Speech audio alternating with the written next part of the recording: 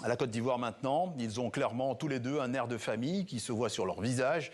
Téné Birahima Ouattara, le frère du président Alassane Ouattara, voit ses positions consolidées au sein du nouveau gouvernement dévoilé hier. Promu ministre de la Défense, il est aussi désormais vice-premier ministre. L'autre Ouattara, son portrait dans le choix du journal Afrique, il est signé Christelle Pire et Cléophas Mossala.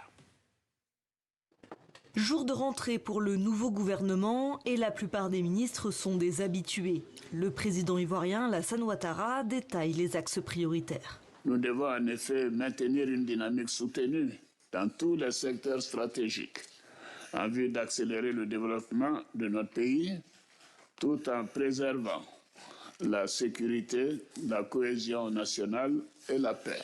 Toujours assis à la droite du Premier ministre, Téné Birahima Ouattara, le frère cadet du chef de l'État, que l'on surnomme photocopie à cause de la ressemblance physique, est désormais vice-premier ministre. Ce poste a déjà existé par le passé.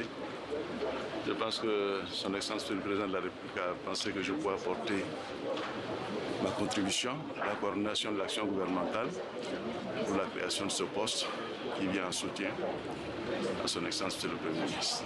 Et lorsqu'on évoque les spéculations sur une possible succession à la tête de l'État, qu'est-ce qu'on vous répond ? Ça me fait trop d'honneur. On n'en est pas encore là.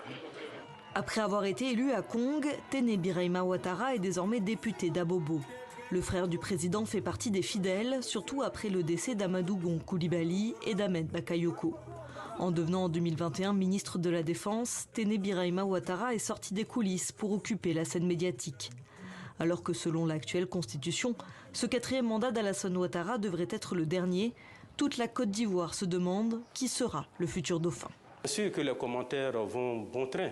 Téné Birahima Ouattara est une personnalité en vue. Le fait d'être nommé vice-premier ministre le positionne davantage au sommet et que la probabilité de ce qu'il soit également président de la République est tout à fait existante. Lors de son investiture, le président ivoirien avait assuré que ce mandat serait celui de la transmission générationnelle.